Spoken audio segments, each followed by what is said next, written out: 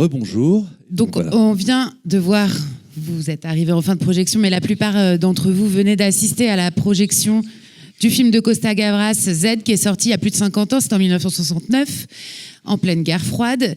Mais ce qu'on va essayer d'explorer aussi, c'est l'actualité de ce film. D'ailleurs, on en parlera, mais le pays n'est jamais explicitement nommé, pour lui donner aussi une portée plus large que ce fait-là.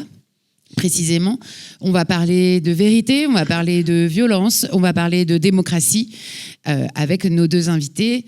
Et tu le disais, Guillaume, cette conférence est organisée évidemment dans le cadre du Festival des Arcs et portée en partie par l'association CUT, Cinéma Uni pour la Transition. Et c'est vrai qu'on fait beaucoup de débats comme ça à Paris que vous pouvez retrouver sur YouTube. Mais comme il n'y a pas que Paris dans la vie, voilà, on fait ça aussi aux Arcs.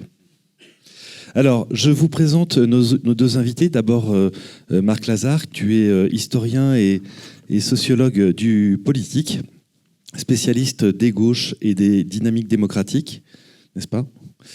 Et Cyril Dion, tu es auteur, réalisateur, activiste engagé sur les questions écologiques et démocratiques. Tu es un ancien garant de la Convention citoyenne pour le climat, la célèbre, et tu tournes aujourd'hui un documentaire aux côtés de la journaliste Paloma Moritz qui s'appelle Démocratie maintenant. J'en profite pour te faire de la pub parce que c'est aussi un film qui est en plein financement participatif. Donc si ces sujets vous intéressent et que vous pensez que ça doit être porté à l'écran, n'hésitez pas à soutenir ce film. On va commencer par vous interroger d'abord vous, Marc, sur justement ce qu'est la vérité. Elle est définie à un moment donné dans le film comme le commencement d'une action puissante, comme si elle était, donc c'est le personnage incarné par Yves Montand qui parle de la nécessité de vérité. Est-ce que par opposition, la vérité n'est pas la première chose qu'on confisque ou qu'en tout cas on retravaille quand on s'attaque à des systèmes démocratiques ?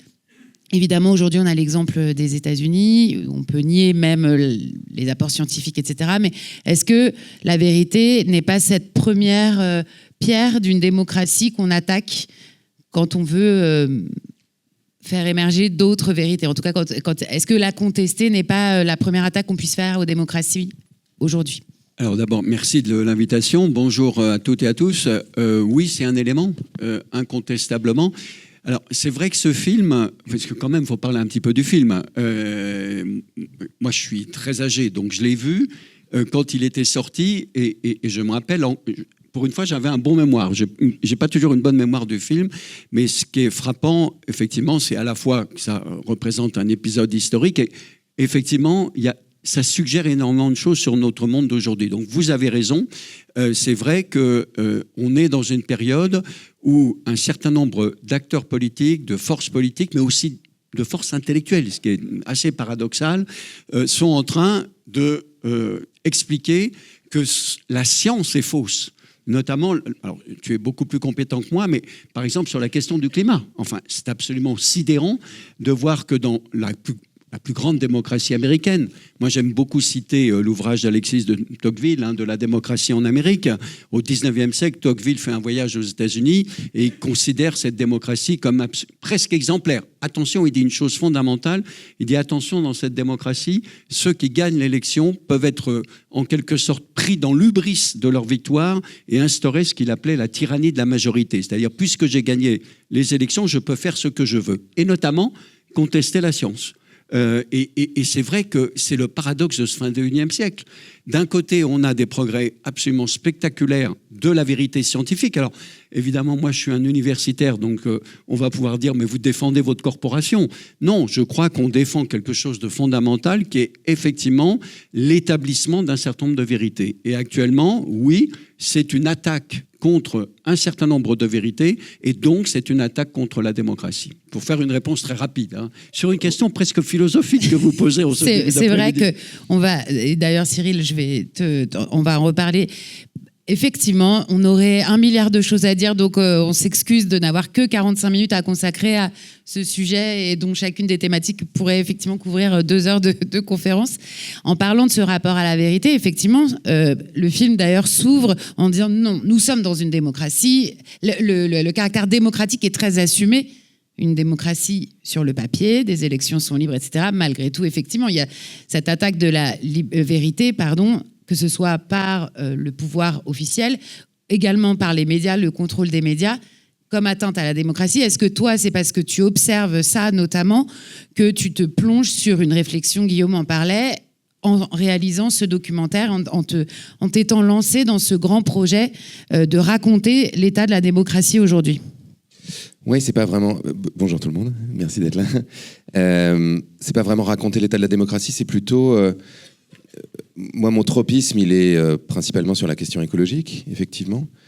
Et c'est très paradoxal de se dire, on sait collectivement, c'est-à-dire les gouvernements, un grand nombre de scientifiques, une partie de la population, depuis presque 50 ans, que par exemple le réchauffement climatique existe. On a vraiment des rapports qui étaient déjà extrêmement clairs dans les années 70. Et pourtant, 50 ans plus tard, vous avez vu les résultats de la dernière COP, dans l'accord final, qui est donc la délibération, enfin le consensus auquel sont parvenus les États présents, on ne fait même pas mention des énergies fossiles. Même pas mention du fait qu'il faut sortir des énergies fossiles pour résoudre le problème climatique. Comment 50 ans de soi-disant démocratie et de multilatéralisme ont pu nous conduire à cette situation. Moi, c'était ça le point de départ de la réflexion. Et c'est vrai que quand on regarde les travaux qui ont été faits, notamment je cite très souvent une étude qui a été faite aux États-Unis par deux chercheurs qui s'appellent Gillens et Page, qui s'intéressaient à qui a le pouvoir dans la démocratie américaine, qui décide. Et ils ont pris 10 années de décisions publiques qu'ils ont étudiées à la loupe. Et la conclusion de leur rapport était de dire, en fait, le citoyen ou la citoyenne moyen, c'est très difficile de parler en exclusif tout le temps, mais bon, le citoyen moyen a très peu de pouvoir sur les décisions politiques de son gouvernement. L'immense majorité des décisions publiques sont orientées plutôt par les 10% les plus riches de l'élite économique. Et effectivement, sur la question climatique, on voit que les industries fossiles, par exemple, ont dépensé énormément d'argent pour peser de tout leur poids pour empêcher les gouvernements de prendre des décisions qui nous permettraient de sortir des énergies fossiles. Ils l'ont fait de différentes façons, notamment en finançant des études qui semaient le doute sur la réalité du changement climatique ou qui semaient le doute sur le fait qu'il y avait une responsabilité vraiment des humains. En gros, c'était de dire, non, en fait, ce sont les variations naturelles du climat, c'est le soleil. Et en fait, on voit ça revenir aujourd'hui. Et l'immense difficulté de ça, et je finirai avec ça parce que je sens que je suis déjà un peu trop long, mais c'est que pour qu'une démocratie fonctionne, en fait, c'est un sujet tellement vaste que... Bref, on a un problème. Pour résoudre ce problème, on a un problème qui concerne tout le monde. Donc, qui demanderait que, collectivement, on soit capable de s'en saisir. Pour le moment, on a une démocratie qui est une démocratie représentative. C'est-à-dire qu'on délègue notre pouvoir à des représentants pour qu'ils résolvent ce problème. Pour le moment, ils ne le font pas.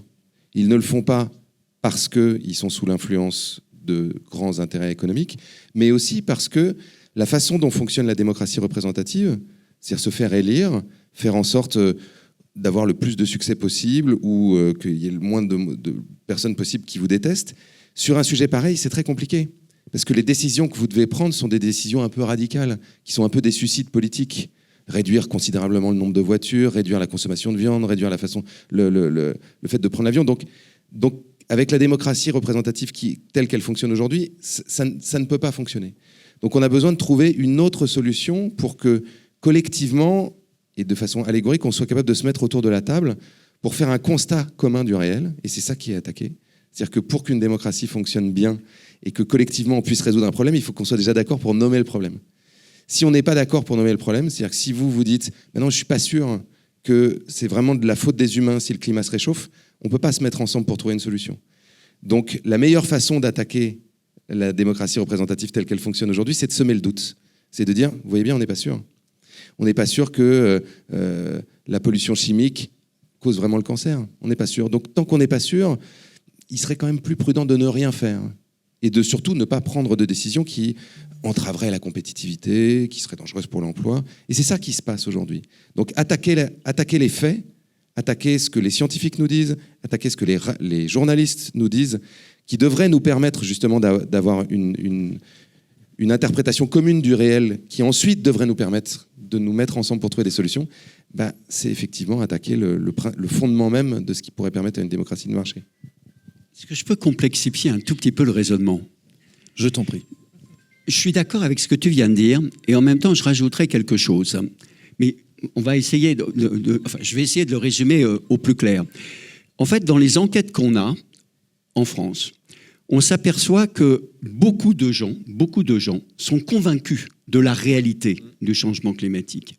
Mais, comme il y a une crise fondamentale de la confiance à l'égard des représentants, des experts, des universitaires, des journalistes, parce qu'il y a un problème de défiance pour de multiples raisons, l'idée c'est, je ne conteste pas ce que tu dis, mais puisque ça vient de toi, dont je me défie, eh bien, je ne suis pas d'accord.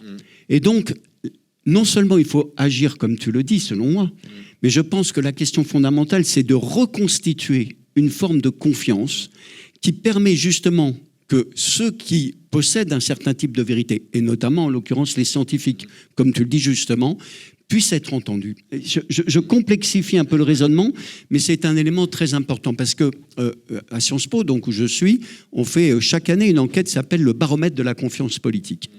Et ce baromètre, il est fait en France, en Allemagne, pour cette édition, France, Allemagne, Pays-Bas et Italie. La France est le pays où il y a le plus haut niveau de défiance. Et une défiance, encore une fois, sur la classe politique. La majorité des Français considèrent que les responsables politiques sont corrompus, qu'ils sont très loin de nos préoccupations, je me mets dedans. Et du coup, cette question de la défiance fait que même s'il y a des responsables politiques qui sont prêts à prendre des risques, parce qu'ils sont quand même, il y en a qui sont conscients de la réalité. Non, mais tu en as quand même. Il y a une très belle formule qu'un politique italien disait, je pense que ça a encore du sens. L'homme politique, c'est celui qui pense aux prochaines élections. L'homme d'État, c'est celui qui pense aux prochaines générations. Eh bien, il reste encore des hommes et des femmes d'État. Mais pour que leurs paroles soient entendues, ça suppose de reconstituer de la confiance. C'est pas évident, mais c'est une des questions clés de nos sociétés. Je sais pas ce que tu en penses. On peut avoir des désaccords, c'est ça qui est intéressant, mais je crois que c'est ça qui est fondamental. À la fois ce que tu dis et si je peux me permettre, le petit complément que je me permets d'ajouter. Je continue à discuter. Non, je suis complètement d'accord avec toi. Mais je pense que cette confiance et cette défiance, d'ailleurs, elle s'exerce à l'égard, comme tu dis, des universitaires, des élites, des responsables politiques, mais elle est aussi extrêmement présente dans la société. C'est-à-dire qu'on a aussi un problème de polarisation très fort qui est lié à la fois à la structure médiatique. C'est-à-dire qu'on n'est plus toutes et tous devant le RTF ou la télévision à regarder la même chose et avoir la même information en même temps. Aujourd'hui, chacun s'informe sur des canaux qui sont différents et qui ne disent pas du tout la même chose. C'est-à-dire, si vous regardez CNews toute la journée ou si vous regardez France Info toute la journée, vous n'allez pas du tout entendre les mêmes informations. Et vous n'allez pas du tout avoir la même lecture du monde, la même interprétation subjective du monde. Et ça pose un problème. Si vous êtes sur les réseaux sociaux, vous êtes sur ce que Clément Viktorovitch appelle des espaces algorithmés, c'est-à-dire des endroits où les algorithmes vont vous présenter certaines informations plus que d'autres. Donc ça peut être les réseaux sociaux, mais ça peut être aussi sur Google ou sur autres. Vous allez être plus facilement atteint par des informations de gens qui sont d'accord avec vous, et vous allez plus facilement rejeter des informations de personnes qui portent un discours qui n'est pas le discours homogène auquel vous êtes soumis de façon générale. Et donc, ça polarise la société. Et donc, on a de plus en plus de mal à se parler. On a de plus en plus de mal à avoir une lecture commune du réel. Moi, je me retrouve avec des amis qui sont des amis depuis des dizaines d'années. On regarde les mêmes faits, la même chose, mais on n'en tire plus les mêmes conclusions. Et ça, c'est très grave dans une société. Parce que si on n'a pas la capacité de reconstruire du commun, c'est-à-dire une lecture commune du réel, et ensuite des outils pour se parler et pour prendre des décisions ensemble, on ne peut plus résoudre nos problèmes. Et les expériences qu'on va filmer, justement, dans ce film, dans Démocratie Maintenant, cherchent à faire ça. Par exemple, on a été aux États-Unis voir une expérimentation qui est conduite par un homme qui s'appelle James Fishkin, qui dirige le laboratoire de démocratie délibérative de Stanford, qui s'appelle America in One Room. Donc l'idée, c'est on va sortir les gens des écrans, des réseaux sociaux, et on va remettre tout le monde dans la même pièce. Donc il fait venir 500 Américaines et Américains, tirés au sort, qui sont représentatifs un peu de toutes les réalités du pays, et il leur fait faire une expérience qu'il appelle les sondages délibératifs. Lui, il dit, quand on vous sonde, on vous appelle, vous êtes en train de faire votre purée, et puis on vous demande votre avis sur la politique migratoire, sur la politique fiscale, à un moment où vous n'avez peut-être pas du tout eu l'opportunité de réfléchir à la question. Et vous n'avez pas d'éléments factuels qui vous permettent d'avoir une opinion. Mais il faut répondre, donc vous allez répondre à un truc. Et après, les responsables politiques vont se servir de ces sondages pour dire, voilà, les Françaises et les Français pensent ça, donc on va faire ça. Donc lui, il fait l'expérience, il fait venir 500 personnes tirées au sort, et il les sonde. Donc là, quand on a été filmé, c'était sur 4 grands sujets. Il y avait des questions sur la démocratie, sur la santé, sur l'économie et sur l'immigration. À l'issue de ce sondage, les gens restent un week-end et ils ont la possibilité de faire 2 choses sur chacun des 4 grands sujets. La première, c'est qu'ils ont la possibilité de délibérer avec des personnes qui ne leur ressemblent pas, qu'ils ont peut-être même jamais rencontrées.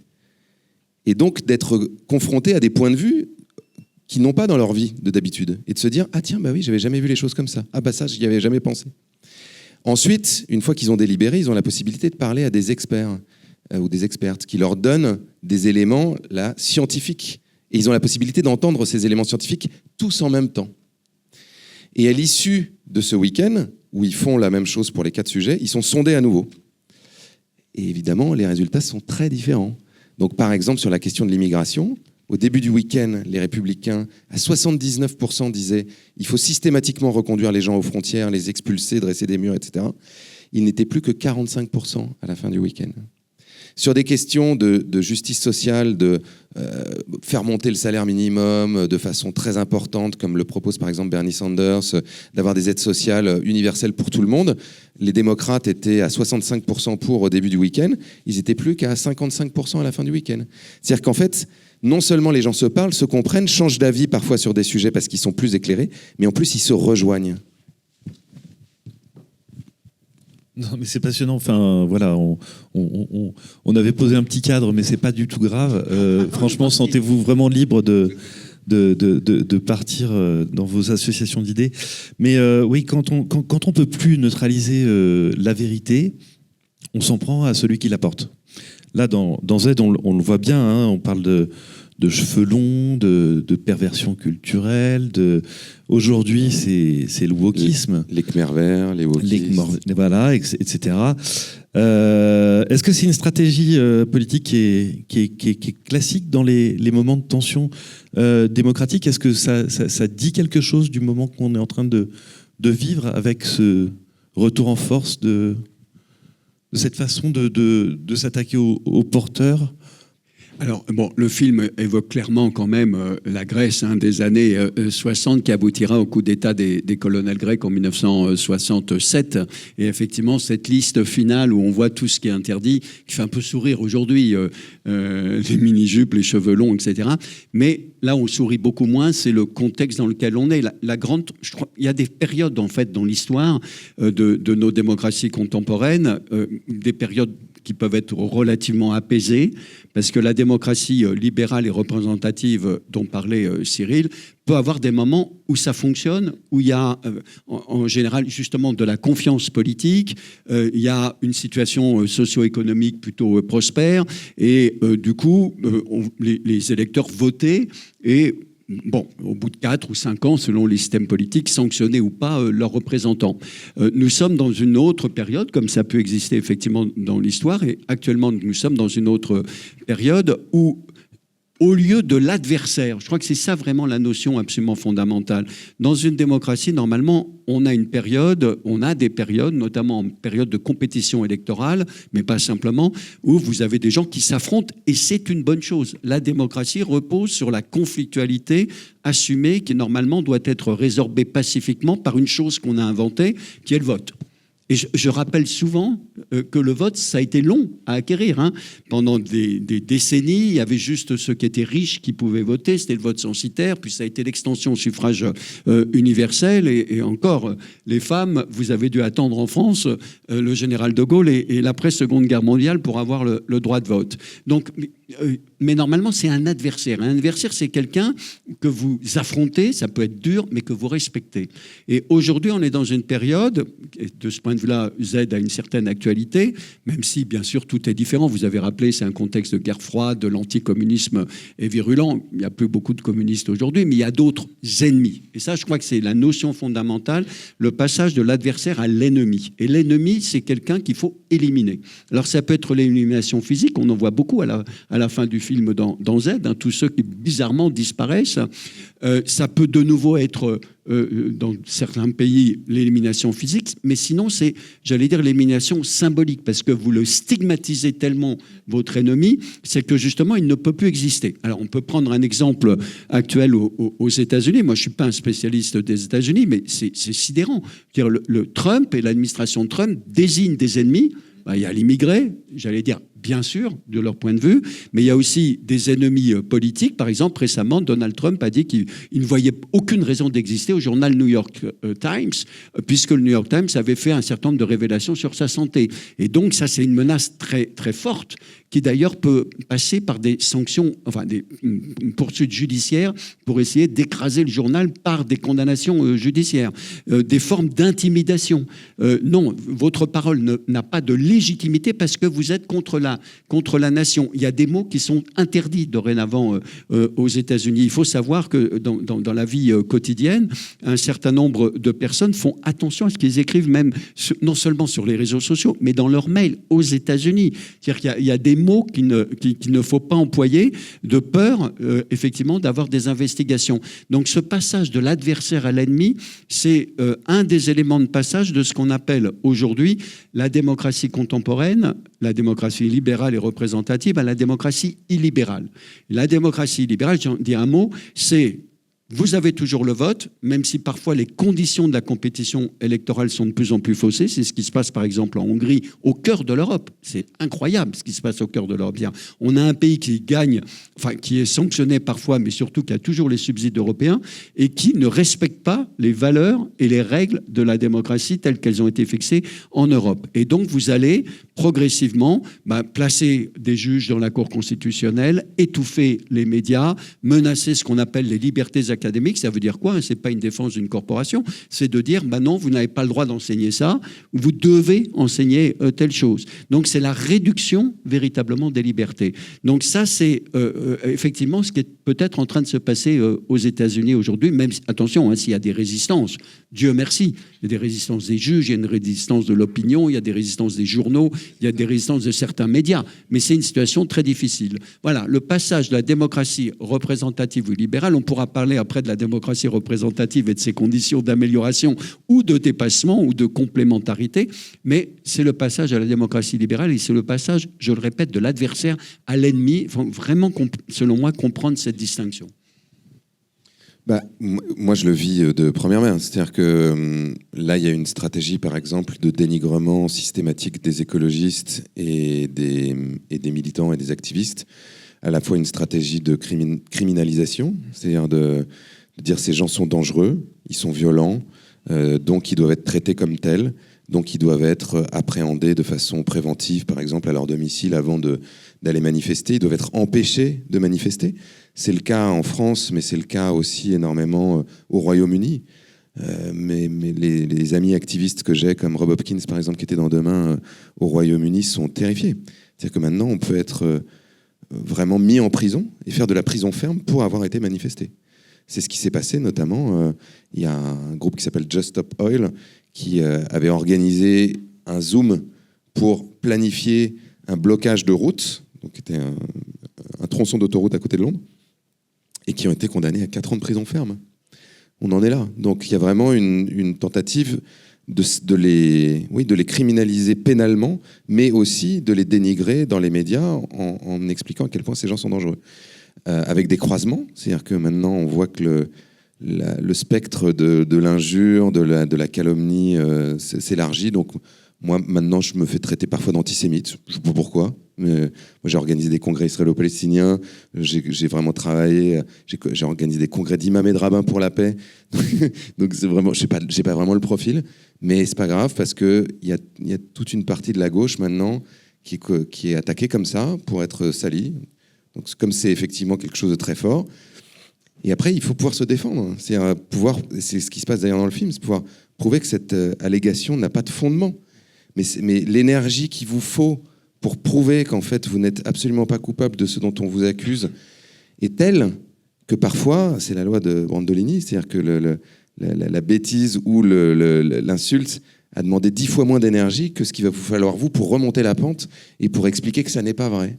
Et donc effectivement, c'est une stratégie politique qui est renforcée par cette polarisation dont on parlait tout à l'heure, où effectivement il y a des camps qui s'affrontent et qui deviennent de plus en plus irréconciliables. C'est pour ça qu'effectivement, enfin en tout cas, passer de l'adversaire à l'ennemi, et on le voit aussi dans le film, ça déplace l'endroit de la violence, de qui crée la violence. Et là, c'est assez flagrant dans Z, mais c'est aussi vrai des mouvements écologistes qui quand même ont a priori, alors évidemment que je ne suis pas la personne la plus objective du monde, mais qui ont pour vocation de créer les conditions d'un monde habitable pour toutes et tous. A priori, on est loin de l'écoterrorisme. Là, c'est comme dans les mouvements pacifistes. Et d'ailleurs, le personnage aussi de Montand dit, mais pourquoi tant de violence envers nous alors même qu'on œuvre pour eux aussi? Donc effectivement, aujourd'hui, on observe ça, de la violence qui est déplacée. Juste un mot pour souligner ce que tu dis. Là, ce qu'on voit dans le film, c'est-à-dire de provoquer un incident pour que les manifestants répondent et dire « Ah, vous avez vu, ils sont violents », c'est exactement ce qui s'est produit, par exemple, à Sainte-Soline. À Sainte-Soline, et on l'a vu depuis, parce qu'il y a les caméras que portaient les policiers qui ont été saisis, et les journalistes de Mediapart et de Libération ont pu le commenter. On avait vu aussi dans Complément d'enquête qu'en fait, c'est les policiers qui ont tiré les premiers sur les manifestants, qui ont commencé à semer une sorte de chaos et à déclencher les hostilités, pour pouvoir dire ensuite que c'était les manifestants qui l'avaient fait. C'est exactement le même principe.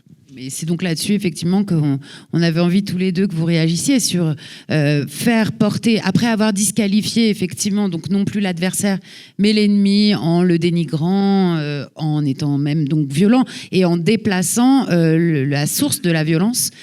Effectivement, c'est sur ces parallèles-là qu'on avait envie de vous interroger entre ce qu'on voit dans le film et là où ça peut être transposé sur les mouvements écologistes aujourd'hui. Là, je laisse Cyril répondre. Non, mais j'en ai donné un exemple là, mais effectivement, ils sont multiples. Ce que vous avez peut-être lu justement de ce qui a été rapporté du comportement de la police à Sainte-Soline était proprement terrifiant.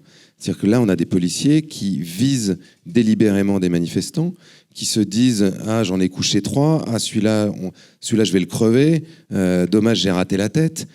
On se dit « Mais là, on est en train de basculer dans quelque chose où ce que l'État appelle la violence légitime, c'est-à-dire que théoriquement, l'État est supposé à être le seul à disposer de la légitimité de la violence, est en train de se retourner contre la population. C'est pas du maintien de l'ordre. Là, on est vraiment dans une forme d'hostilité et d'attaque qui est extrêmement préoccupante. Le rapporteur spécial des Nations Unies sur le sujet, qui s'appelle Michel Forst, ne cesse d'alerter sur la dégradation de la façon dont les mouvements écologistes sont traités un peu partout dans le monde. C'était particulièrement prégnant en Amérique du Sud, où là, il y a des gens qui se font vraiment assassiner. Mais maintenant, c'est aussi le cas en Europe, où on prend des risques à prendre des positions assez affirmées sur la question écologique. Des gens comme Claire Nouvian, par exemple, qui dirige une association qui s'appelle Bloom, est régulièrement menacée. On a badigeonné sa porte de peinture noire, donc vraiment la porte de son appartement, c'est même pas la porte de son immeuble, avec des messages d'insultes, de violences jusqu'à chez elle. Salomé Saké, qui est une journaliste pour un média qui s'appelle Blast, se fait régulièrement saboter les freins de son vélo. Donc au début, elle s'est dit que c'était certainement un hasard, mais enfin, là, ça fait 3 ou 4 fois, et c'est son réparateur de vélo qui lui dit non, mais là c'est sectionné, en fait. C'est pas... Donc, on voit bien que cette criminalisation et ce dénigrement dans les médias, il a ensuite des conséquences. Moi, je me suis retrouvé avec des tas d'ordures devant ma porte.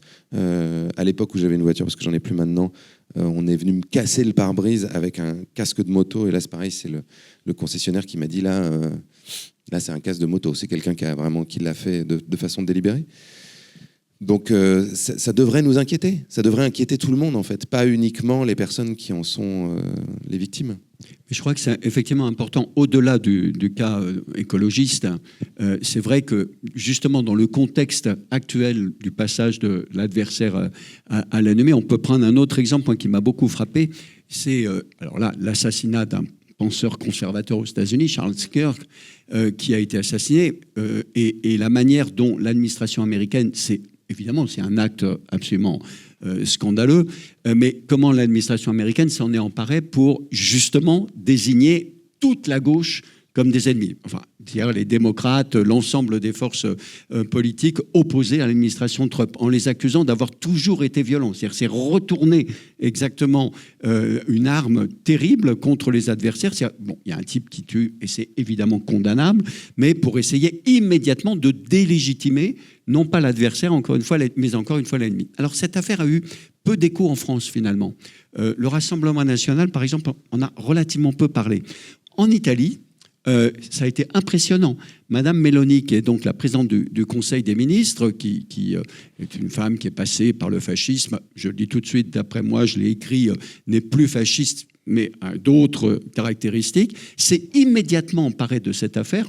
L'homme, Charles Kirk, était absolument inconnu en Italie jusqu'alors, pour l'ériger en un martyr, non seulement de la droite américaine, mais de toute la droite italienne et de toute la droite européenne. Bon. Et en expliquant, je prends cet exemple parce qu'on n'est pas loin de l'Italie finalement ici, que c'est un exemple tout à fait intéressant pour expliquer, mais de toute façon, c'est toujours la gauche qui est responsable de la violence. Et en Italie, ça a une résonance très très forte parce que l'Italie a connu ce qu'on appelle les années de plomb, sur lesquelles j'ai beaucoup travaillé. C'est vrai qu'il y a une partie des attentats qui a été commis par l'extrême gauche terroriste italienne, qui a tué, moi j'ai fait un calcul, près de 475 morts entre 1969 et début des années 80, la moitié par l'ultra-gauche qui ciblait ces cibles justement, et l'autre moitié par les attentats d'extrême droite, qui d'ailleurs a commencé, elle, à faire ces attentats dans un contexte précis. Mais son objectif, ça a été de dire, de toute façon, par essence, ce qu'elle a expliqué, par essence, la gauche est terroriste. Et donc, effectivement, c'est exactement ce qu'on est en train de décrire, c'est-à-dire comment on a ces processus aujourd'hui de polarisation telle qu'encore une fois, on ne respecte plus un adversaire, on cherche à le délégitimer pour le mettre comme un ennemi et donc faire en sorte qu'il n'ait plus la possibilité même de s'exprimer puisqu'il est de toute façon condamné depuis son existence même. Alors, on avait encore plein de questions, mais le temps passe, c'est un peu affolant. On est même déjà en retard. J'aimerais quand même que peut-être que le public puisse vous poser une ou deux questions, si on a encore le temps. Est-ce que vous avez des questions ? Ouais. Voilà, très bien.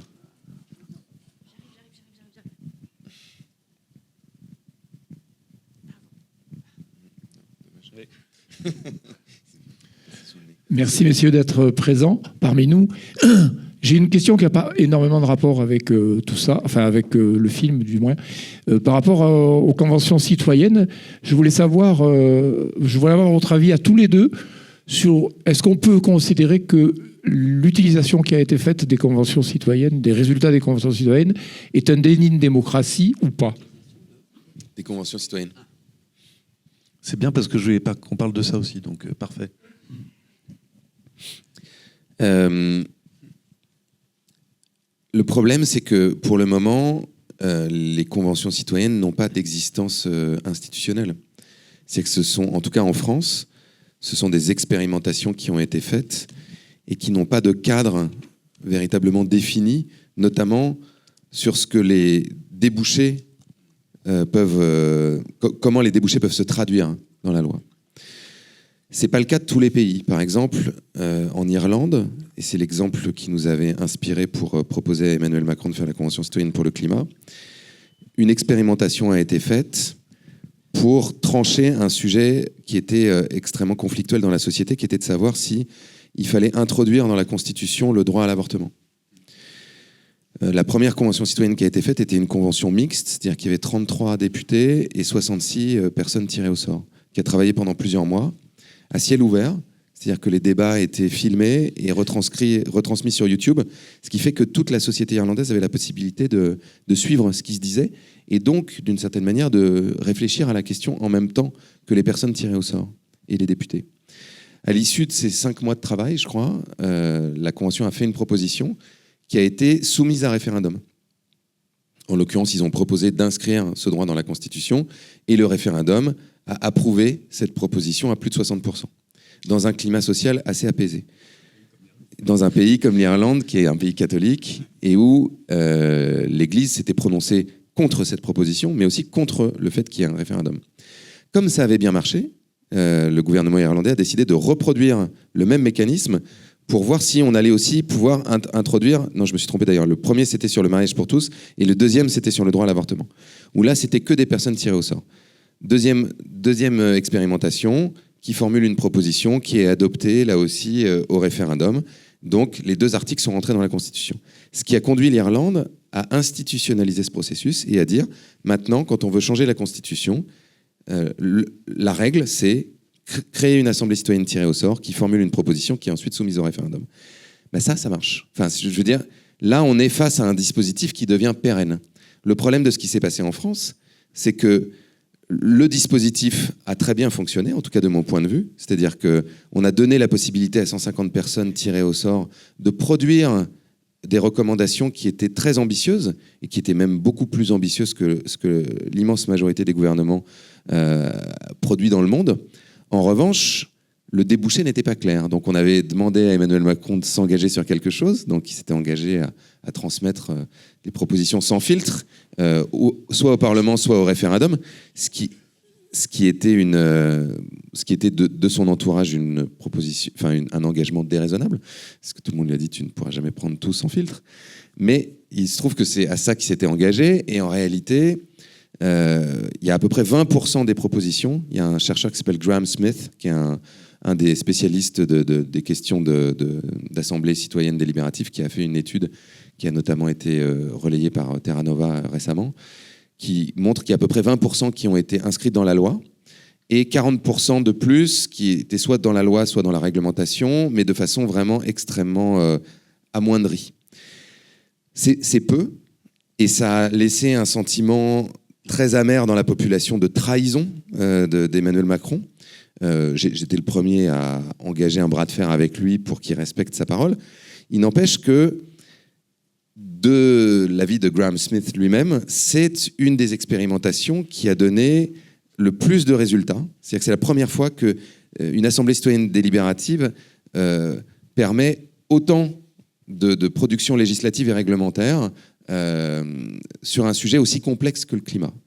Donc pour moi, c'est une expérimentation qui est extrêmement prometteuse, qui a d'ailleurs inspiré des centaines d'autres dans le monde, qui est étudiée dans des grandes universités, mais qui a besoin maintenant d'être inscrite dans un cadre institutionnel beaucoup plus précis et pas laissée à la main, au fait du prince, quoi. Moi, je suis tout à fait d'accord. Je vais ajouter un mot. Je pense que quand on regarde justement toutes les enquêtes qu'on a actuellement en France, mais même au niveau européen, on voit qu'il y a 2 types de perceptions et de sentiments, en l'occurrence des Français, par rapport à la situation de la démocratie. Plusieurs éléments. 1, la démocratie fonctionne mal. 2, les Français sont très attachés à la démocratie. 3, une partie des Français, et pas n'importe laquelle, c'est près d'un tiers des Français, disent... Quand on leur pose la question, est-ce que ce serait bien qu'un responsable politique puisse se dispenser du vote et du Parlement, il y a un tiers de Français qui dit oui. La dernière enquête du baromètre de la confiance politique qu'on a faite, on a même posé la question, qu'est-ce que vous pensez si les forces armées dirigeaient le pays? Il y a près d'un Français sur 4 qui dit c'est pas mal. Donc, d'un côté... Non, mais il faut prendre en considération ça. Et pourquoi il ne faut pas s'arrêter à ça? Parce que d'un côté, oui, il y a une recherche d'autorité, pour ne pas dire d'autoritarisme. D'où... ce qui est un vieux élément de la culture française, la recherche de l'homme ou de la femme providentielle. Ça, c'est un des grands classiques. Mais il y a l'autre élément qui est justement on veut être plus associé au processus de décision. Très important, c'est une énorme exigence des Français, mais une énorme. Et ça se comprend parce qu'aujourd'hui, mais c'est vrai dans dans tous les pays européens, mais je parle ici de la France, les Français considèrent qu'on ne veut plus attendre tous les 5 ans et qu'on veut être justement dans un processus d'interaction, de dialogue permanent. Et je pense que c'est une exigence qui est due en particulier à l'élévation du niveau d'instruction, aux réseaux sociaux, aux multiples capacités d'information avec tous leurs travers, mais aussi leurs potentialités. D'où, effectivement, les expériences des conventions citoyennes. Je fais le même constat que toi. On a maintenant des études vraiment très, très fournies sur cette convention, en particulier celle sur le climat. Mais elle nous dit une chose, ça rejoint un élément que tu as dit, c'est que pour cela, on réintroduit un élément de la temporalité de la démocratie. Et cet élément de la temporalité de la démocratie, c'est justement un relativement temps long. Parce qu'il faut examiner les dossiers, parce que c'est compliqué. Et donc, il faut un processus de délibération. Et c'est très dur à faire comprendre aujourd'hui. Il faut bien comprendre que c'est un défi considérable. Et pourquoi c'est très dur aujourd'hui ? Parce que c'est la temporalité de l'urgence. Et la temporalité de l'urgence, d'où vient-elle ? D'une part des réseaux sociaux, d'autre part de ces chaînes d'information continues qui ont un impact considérable. Bon, il y a un crime, immédiatement, ça va faire la une et on va trouver tout de suite le coupable, etc. et des explications avec immédiatement des experts qui débarquent sur les plateaux et qui savent tout d'un crime. Des tautologues. Voilà, dont ils ne savent absolument rien, mais aussi parce qu'un certain nombre de forces politiques sont justement dans cette temporalité. Moi, c'est ce que j'appelle les populistes. Hein. Mais effectivement, ils sont dans la temporalité de l'urgence, considérant que c'est très simple, il n'y a pas de problème compliqué. Il n'y a que des solutions simples. Et pourquoi sont-elles simples ? Parce qu'elles sont l'émanation du peuple, elles sont évidemment celles du sens commun. Donc, un des grands défis aujourd'hui, et ce n'est pas facile, c'est d'essayer de faire comprendre qu'on a besoin de temps, de temporalité, d'examiner les dossiers. Et le principe de la Convention citoyenne, l'expérience irlandaise que tu donnais, tu disais sur un temps relativement long, que les gens en plus peuvent suivre, parce que plutôt que de sortir de « ah bah il n'y a qu'à faire ça », on va se dire « tiens, d'abord je vais écouter l'autre. Tiens, je ne suis pas d'accord avec lui, mais... » Et puis finalement, peut-être de changer d'avis. Alors ce qui est paradoxal, c'était le principe même de la démocratie représentative. Parce qu'on élisait des députés, et on pouvait, moi je prends toujours cet exemple, vous pouviez élire un député qui était contre le mariage pour tous. Et ce même député a fait campagne sur ce sujet-là. Et puis il y a le débat au Parlement. Et le député va changer d'avis, ou la députée va changer d'avis. Alors vous pouvez dire c'est par opportunisme. Il devra s'expliquer devant ses électeurs. Mais aussi parce qu'il peut être convaincu, il ne faut quand même pas exagérer. Vous avez des responsables, et on en connaît, par exemple au moment de la loi Veil, cette fois-ci sur l'interruption volontaire de grossesse, il y a des députés qui ont changé d'avis. Parce que justement, c'est le temps de la délibération. Comme pour différentes raisons, il y a un problème de dysfonctionnement du Parlement, je pense que la démocratie participative, c'est un complément, et pas un substitut, dans mon point de vue, à la démocratie parlementaire. Et c'est évidemment une voie à développer d'urgence, parce que sinon, dans les deux éléments que je vous indiquais, plus de participation ou plus d'autorité, ça va basculer de plus en plus vers plus d'autorité si on n'arrive pas à inventer, à rénover notre démocratie par la démocratie participative. Alors malheureusement, ici aussi, nous avons un problème de temps long et nous devons libérer la salle. Cependant, je vous propose de vous retrouver tous les deux, puisque on fait un petit moment où vous pouvez signer vos livres et puis prolonger les questions. Monsieur en blanc, je suis vraiment désolé, il faut vraiment qu'on libère parce qu'il y a un film après. Voilà, très, très bonne suite de festival et on se retrouve au Salon Galaxy. Merci.